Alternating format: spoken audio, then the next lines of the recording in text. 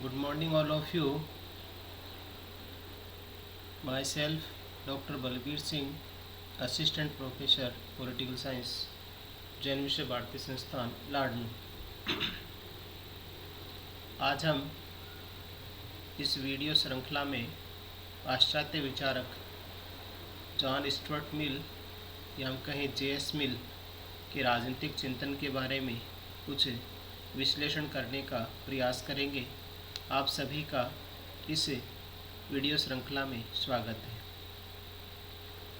J.S. मिल को स्वतंत्रता का मसीहा और प्रतिनिधि शासन का मुख्य प्रतिपादक माना जाता है।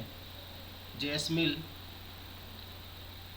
ऐसे विचारक हैं जिन्होंने बेंथम के उपयोगितावाद को नए रूप में परिमार्जित किया, संशोधित किया और उनमें जो कमियां रही उनको दूर कर उसके नए रूप में व्याख्या करने का प्रयास किया। अतः उनका राजनीतिक चिंतन काफ़ी महत्वपूर्ण माना जाता है। उनके विचारों का, उनके विश्लेषण सिद्धांतों का विश्लेषण करना आवश्यक है। सबसे पहले हम उनके जीवन परिचय की बात कहें तो 1806 में लंदन में उनका जन्म हुआ था और उनके पिता जेम्स मिल ने उनकी शिक्षा पर काफ़ी ध्यान दिया। उनके पिता की धारणा थी कि बाल्यावस्था में बालक को घर पर ही शिक्षा प्रदान की जानी चाहिए और उसकी प्राथमिक शिक्षा घर पर भी अच्छे ढंग से संपन्न की जा सकती है। उन्होंने J.S. मिल को घर पर ही शिक्षा प्रदान की और कहा जाता है कि बचपन में ही उन्होंने प्लेटो और अन्य महत्वपूर्ण विचारकों के ग्रंथों को कंठस्थ करवा दिया था। पारिवारिक इस वातावरण का उनके जीवन पर काफ़ी प्रभाव पड़ा और वो काफ़ी एक महान चिंतक और विश्लेषणकर्ता के रूप में उभर कर आए। उन्होंने सामाजिक विकास, सामाजिक उत्थान पर भी जोर दिया। समाज में रह रहे लोगों के मौलिक अधिकारों और उनको श्रेष्ठ जीवन प्रदान करने के लिए काफ़ी चिंतन किया और विश्लेषण किया और उन्होंने स्वतंत्रता को मुख्य आधार माना और लोगों की स्वतंत्रता को व्यक्तित्व विकास, सामाजिक विकास में महत्वपूर्ण आधार माना। इसके अलावा उन्होंने ये भी कहा कि बेंथम का जो उपयोगितावाद है उसमें कुछ कमियां रही हैं, उनको भी परिमार्जित करना, नए रूप में प्रस्तुत करना आवश्यक है। इस महान विचारक का 1873 में निधन हो गया और इन्होंने कुछ प्रमुख रचनाएं भी लिखी। उनकी सबसे जो महत्वपूर्ण रचना मानी जाती है ऑन लिबर्टी मानी जाती है। इसमें उन्होंने स्वतंत्रता संबंधी विचारों का प्रतिपादन किया है। System of logic, principle of political economy, utilitarianism, the subjection of women, autobiography, ऐसे ऑन रिलीजन, ये उनकी अन्य रचनाएं भी मानी जाती है जिनमें इन्होंने कुछ महत्वपूर्ण पक्षों को आधार मानते हुए अपने अलग अलग राजनीतिक सिद्धांतों या हम यूँ कहें अलग अलग राजनीतिक पक्षों को स्पष्ट करने का प्रयास किया है। तो इनके जीवन परिचय और इनकी रचनाओं को विश्लेषित करके हम कह सकते हैं कि J.S. मिल ने अपने तत्कालीन समय में उभरती सामाजिक परिस्थितियों, सामाजिक वातावरण का अध्ययन और अवलोकन किया और उनमें बदलाव करने के लिए कुछ चिंतन और विश्लेषण किया और अपने विचारों के माध्यम से सामाजिक विकास, सामाजिक परिवर्तन, व्यक्ति कल्याण, मानवीयता को बढ़ावा देने का प्रयास किया। अतः उनका विशेष विश्लेषण माना जाता है। उनके विचारों का हम अवलोकन करें तो उनके जो मौलिक विचार हैं वो 3-4 बिंदुओं को आधार मानकर स्पष्ट कर सकते हैं। उन्होंने स्वतंत्रता की व्यापक व्याख्या की है।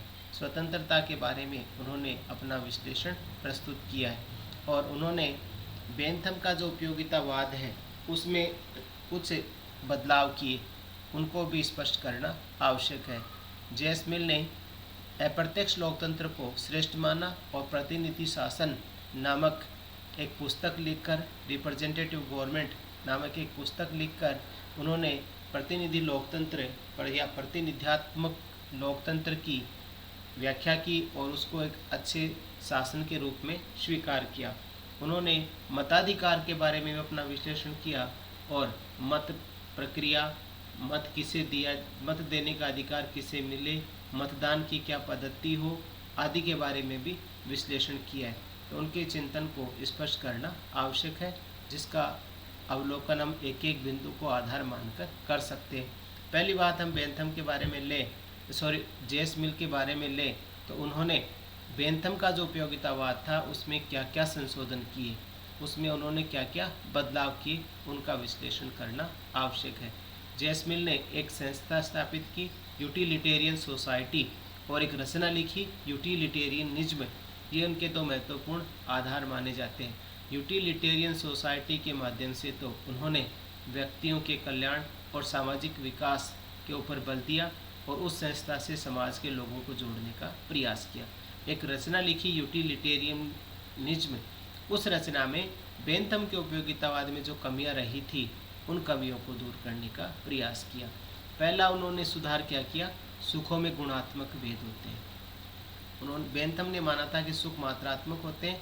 इस बात को लेकर आलोचकों ने बेंथम के उपयोगितावाद की कुछ आलोचनाएं की, कमियां गिनाने का प्रयास किया। जेएस मिल ने बेंथम की इस कमी को दूर करने के लिए यह परिवर्तन किया कि सुख मात्रात्मक नहीं होते, सुख गुणात्मक भी होते हैं, और ये बतलाया कि समान सुख से हर व्यक्ति को समान अनुभूति नहीं हो सकती।